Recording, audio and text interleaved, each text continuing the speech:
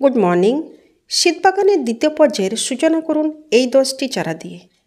সামান্য পরিচর্যায় এগুলি শীতের বাগান উজ্জ্বল করে রাখবে।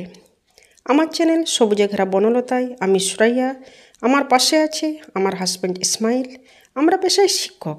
শীত বাগান তৈরি আমরা নিজের হাতে করে থাকি, তাই শীত বাগান সম্পর্কিত আপডেটের তথ্য পেতে আমাদের চ্যানেলটি ফলো করুন। প্রথম পর্যায়ে যে 10টি চারা দেখিয়েছিলাম, দেখুন এরা এক সপ্তাহের মধ্যে আরও বড় হয়ে গেছে। চলুন এবার দ্বিতীয় পর্যায়ের চারাগুলির পরিচিতি ও পরিচর্যা সম্বন্ধে জানা যাক। প্যানজি, যাকে আমরা প্রজাপতি ফুল বলে থাকি, শীত বাগান সাজাতে অবশ্যই প্যানজি নিয়ে আসুন। আর আপনার পটগুলির মধ্যে রং বেরঙের প্রজাপতির পাখার সৌন্দর্যে বিমুগ্ধ হন। ভারবেনা তারার মতো গুচ্ছাকারে ফুটে থাকে, ছোট ছোট পাতার মধ্যে রং বেরঙের ফুল।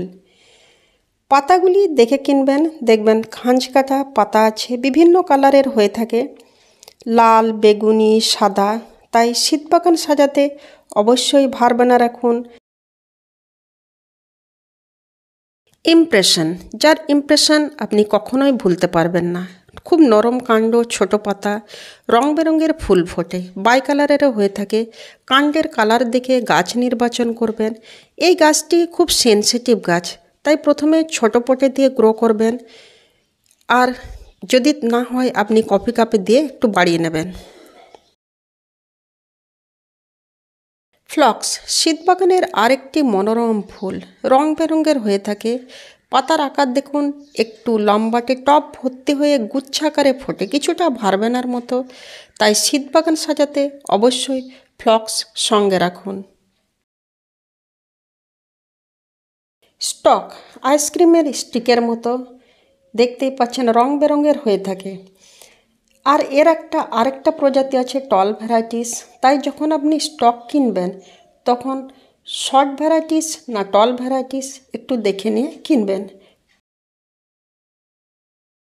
প্যানজি, ভারবেনা, ইমপ্রেশন, ফ্লক্স, স্টক, এই 5টি গাছের জন্য আপনি এরকম ছোট প্লাস্টিক পটে নিতে পারেন, বা এরকম ছোট মাটির পটে নিতে পারেন, বা এরকম হ্যাঙ্গিং পটও নিতে পারেন।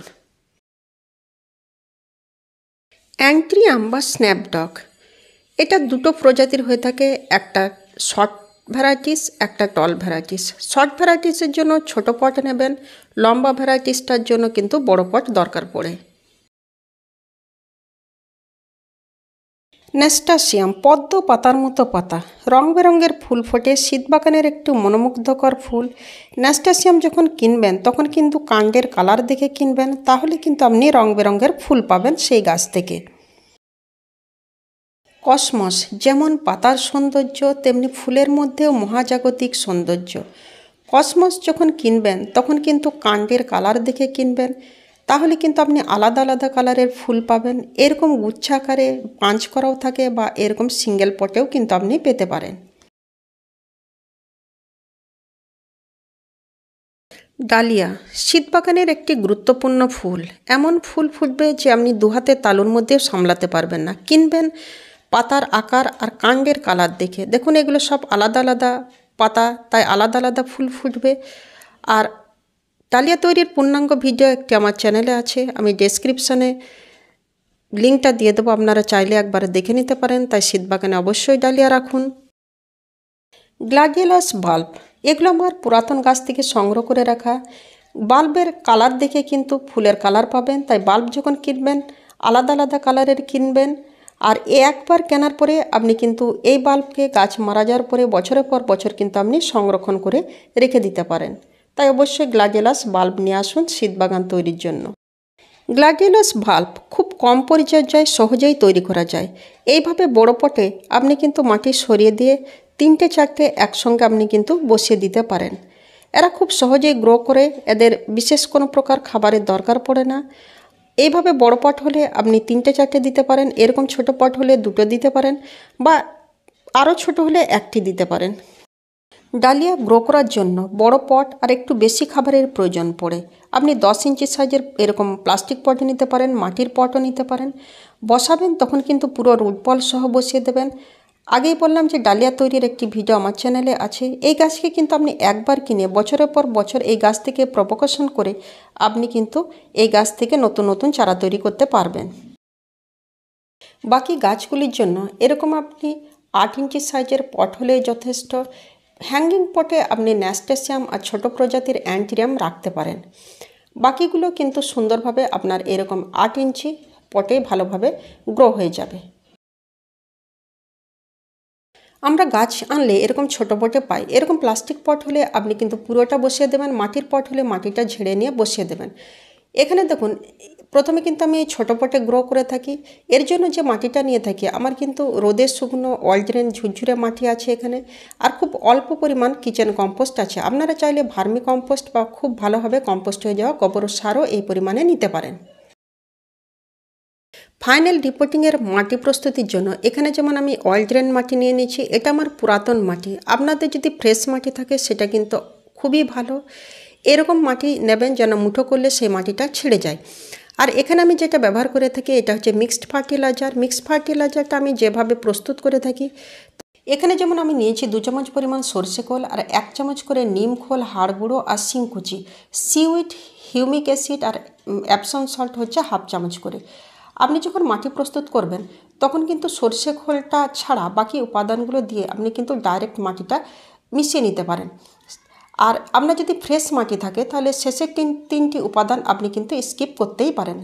এইভাবে কিন্তু আপনি ফাইনাল রিপোর্টিংয়ের জন্য মাটি প্রস্তুত করে নিতে পারেন। আরেকটা জিনিস লক্ষ্য রাখতে হবে, আপনার মাটি যদি খুব বেশি চ্যাটচ্যাটে বা এঁটেল টাইপের হয় সেক্ষেত্রে আপনি কিন্তু এরকম কোকোপিট 2 ভাগ মাটির সঙ্গে 1 ভাগ কোকোপিট মেশাতে পারেন বা মোটা বালিও মিশিয়ে নিতে পারেন। এটা কিন্তু অয়েলট্রেট মাটি কিন্তু শীতের চারার ক্ষেত্রে খুবই গুরুত্বপূর্ণ। এই মিশ্র সারটি আমি বাড়িতে তৈরি করে রেখে দিই। এটা তৈরির একটি ভিডিও আমার চ্যানেলে আছে, আমি ডেসক্রিপশনে লিঙ্কটা দিয়ে দেবো, আপনারা চাইলে একবার দেখে নিতে পারেন। এই কিচেন কম্পোস্টটাও আমি বাড়িতে বানিয়ে থাকি, এটা তৈরিরও একটি ভিডিও আমার চ্যানেলে আছে, আমি ডেসক্রিপশনে লিঙ্কটা দিয়ে দেবো, আপনারা চাইলে একবার দেখে নিতে পারেন। ছোট চারার মধ্যে কিন্তু খুব বেশি ফাঙ্গাস ছড়ায়, তাই যখন চারা গাছ রোপণ করবেন তখন কিন্তু আপনি মাটির মধ্যে অ্যান্টিফাঙ্গাসগুলো জল দিন। আমি যেমন এখানে ব্যাবিস্টিন ব্যবহার করছি।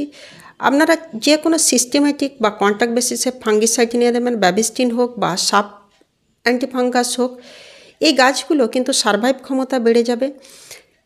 আর বৃষ্টি যদি হয় সেক্ষেত্রে কিন্তু বৃষ্টির পরে অবশ্যই কিন্তু অ্যান্টিফাঙ্গাসগুলো জল দেবেন।